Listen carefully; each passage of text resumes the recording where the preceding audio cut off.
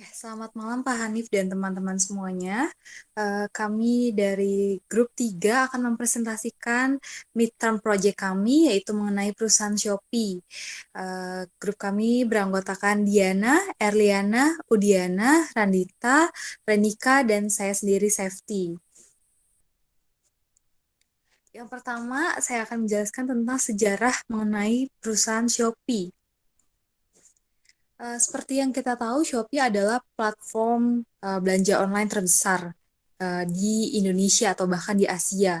Pertama kali diluncurkan di Singapura pada tahun 2009 dengan pendiri bernama Forrest Lee. Dan tidak hanya di Singapura, Shopee sendiri juga sudah memperluas jangkauannya ke berbagai negara di Asia Tenggara khususnya. Dan saat ini Shopee dipimpin oleh Chris Feng, di mana Chris Feng itu adalah salah seorang penggiat roket internet yang pernah mengepalai Zalora dan Lazada. Next. Kondisi Shopee saat ini. Kalau dari laporan keuangannya yang kita lihat, Shopee mencatatkan pertumbuhan jumlah transaksi yang sangat signifikan dibandingkan dengan tahun lalu. Shopee sendiri didaulat sebagai marketplace paling populer di Indonesia menurut survei yang pernah dilakukan.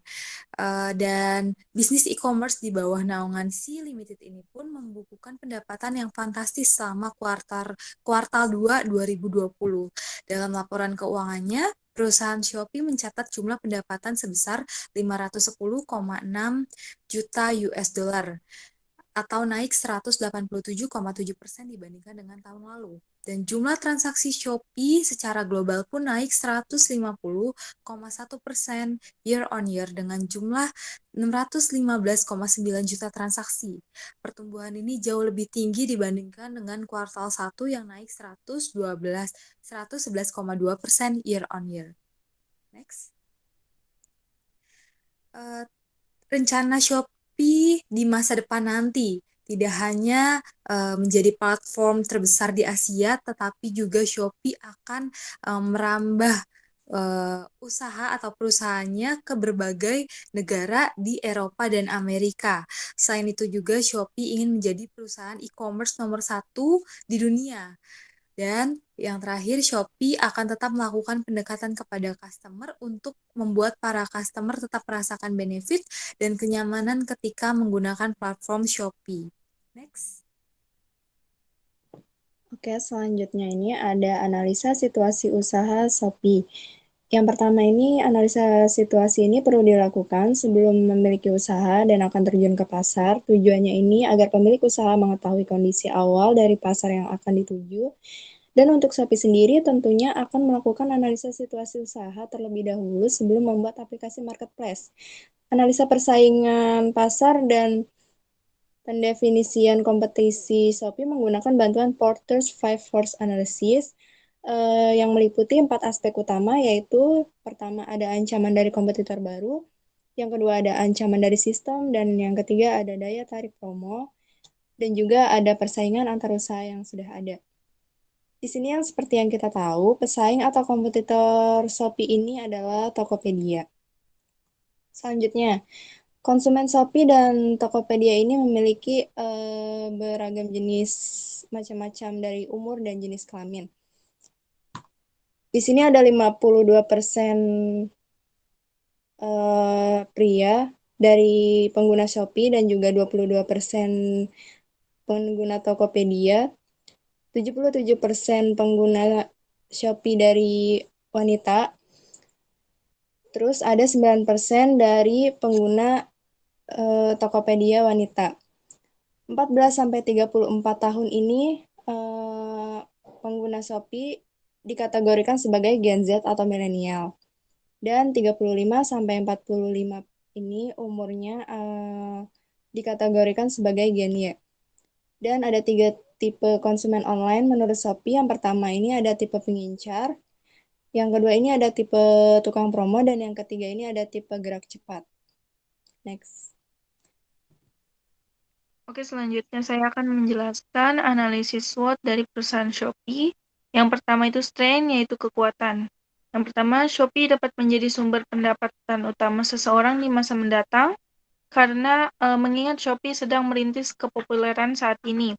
Nah, seperti yang kita tahu, Shopee digunakan sebagai langkah awal untuk memulai peluang kerja. Yang kedua, Shopee memiliki jaringan penjual atau owner barang yang tersebar luas di Indonesia. Nah, kekuatan ini secara tidak langsung memunculkan peluang yang mana Shopee mendapatkan pengguna dari seluruh pelosok Indonesia atau di wilayah manapun. Yang ketiga, adanya fitur chat yang dapat digunakan pembeli untuk bertanya ke penjual atau seller. Yang keempat, Shopee memiliki kegiatan pembagian kupon undian yang diadakan saat hari-hari tertentu. Nah, seperti yang kita tahu, Shopee selalu mengeluarkan promo-promo di setiap tanggal atau hari-hari tertentu seperti flash sale, 10-10, ataupun midnight sale. Lalu weakness atau kelemahan, yang pertama hanya bisa menjangkau kota dan masyarakat yang memiliki akses internet. Nah, untuk strategi ini mungkin tidak ada yang bisa Shopee lakukan selain bantuan dari pemerintah untuk menerapkan pembangunan infrastruktur agar internet bisa dijangkau di seluruh masyarakat Indonesia. Yang kedua, adanya oknum penjual yang memasang foto barang tidak sesuai dengan keadaan asli barang. Mungkin di sini Shopee dapat mengatasi hal tersebut dengan mengetatkan atau meningkatkan pengelolaan administrasi yang tujuannya agar penjual yang mendaftarkan terdata dengan lebih baik. Yang ketiga yaitu beberapa penjual kurang menanggapi pertanyaan yang diajukan oleh pembeli. Lalu yang keempat ini, semakin jauh tempat pengiriman barang, maka semakin besar ongkos kirim barang yang dibeli. Next. Opportunities atau peluang. Yang pertama, adanya beberapa brand yang tidak terdapat di suatu tempat sehingga itu menjadi suatu kesempatan bagi Shopee untuk menjual brand barang yang ada di kota lain. Betul sekali, Shopee ini memiliki beberapa brand-brand ternama yang membuat para pembeli itu kagum dan mau untuk membeli barang di Shopee. Lalu yang kedua, ekspansi bisnis yang sangat global sehingga menjadi belanja online populer akhir-akhir ini. Betul, karena koneksi Shopee ini telah mendunia dan global. Lalu yang ketiga, adanya sistem pengiriman paket barang yang saat ini sangat digemari oleh masyarakat. Lalu selalu tersedia setiap hari atau 24 jam dan 7 hari. Untuk selalu tersedia setiap hari ini betul karena siapapun dan dimanapun selama ada akses internet, maka kalian bisa membeli barang melalui Shopee. Lalu yang terakhir itu threat atau ancaman. Yang pertama ada hack atau pembajak dunia maya yang dapat merusak sistem dari Shopee. Lalu yang kedua, ada peraturan pemerintah bisa saja sesekali merugikan perusahaan. Benar sekali, terkadang pemerintah bisa saja mengeluarkan undang-undang atau peraturan baru yang membuat aplikasi ini terancam punah. Lalu yang ketiga, adanya kompetitor yang harus berkembang dengan inovasi-inovasinya. Lalu yang terakhir, kurangnya minat pembeli karena adanya ketersediaan barang yang mereka inginkan di daerah mereka. Nah, terkadang aplikasi Shopee ini tidak mencukupi kebutuhan dari masyarakat sehingga jika masyarakat memiliki daerah atau tempat tinggal yang ketersediaan barangnya cukup, maka mereka akan lebih suka berbelanja offline atau berbelanja secara langsung. Next. Oke, selanjutnya di sini saya akan menjelaskan tentang Shopee merupakan platform model MPS. Di sini saya akan menjelaskan tentang model MPS-nya itu sendiri. MSP merupakan sebuah perusahaan pihak ketiga yang mengelola sistem dan infrastruktur di bidang IT dari jarak jauh dengan model berlangganan tahunan. Di sini saya akan menjelaskan tentang bagaimana cara kerja MSP itu sendiri. MSP bekerja dengan menyediakan sistem infrastruktur hingga sumber daya manusia yang kompeten, berpengalaman dan bersertifikasi untuk mengelola, mengawasi, melindungi, dan memecahkan masalah pada jaringan aplikasi dan proses yang mungkin terjadi pada sistem IT bisnis. Oke, next.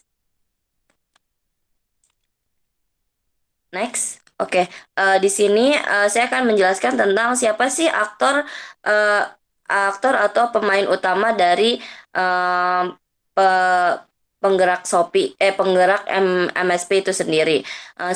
Yaitu merupakan sebuah perusahaan TI atau IT yang memberikan layanan jaringan aplikasi perusahaan yang berorientasi server untuk organisasi bisnis dan individu.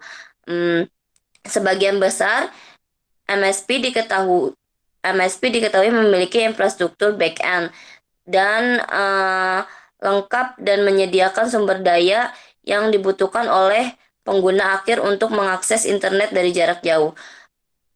Seberapa penting sih peranan MSP itu sendiri? Peranan MSP itu sendiri cukup penting. Mengapa? Karena dengan menggunakan MSP, tentu perusahaan dapat berfokus pada pengembangan bisnis lebih mudah dibandingkan dengan membangun infrastruktur secara mandiri. Next. Di sini saya akan menjelaskan tentang platform MSP yang dibuka oleh Shopee.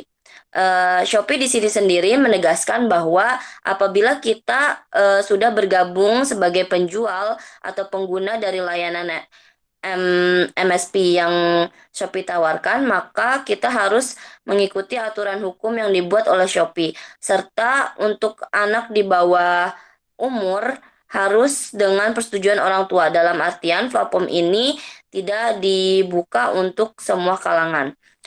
Dalam privasi, Shopee menurut Shopee, privasi merupakan hal yang sangat penting bagi penggunanya yang memiliki data pengguna lain.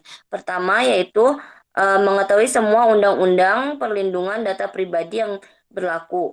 Kedua, mengizinkan pengguna lain tersebut untuk menghapus dirinya dari basis data pihak penerima informasi. Ketiga, mengizinkan pihak penerima informasi untuk meninjau informasi yang telah dikumpulkan mengenai mereka oleh pihak penerima informasi.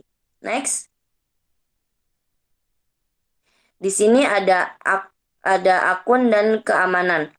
Untuk mengakses layanan kami, menurut Shopee, pengguna harus melakukan registrasi akun terlebih dahulu, seperti menyerahkan data KTP, atau kalau misalkan tidak ada KTP, boleh menyerahkan SIM, serta nomor telepon dan alamat email. Ya, next. Oke, selanjutnya yaitu ada tujuan Shopee, yaitu percaya pada kekuatan transformasi teknologi dan ingin mengubah dunia menjadi lebih baik dengan menyediakan platform untuk menghubungkan pembeli dan penjual dalam satu komunitas.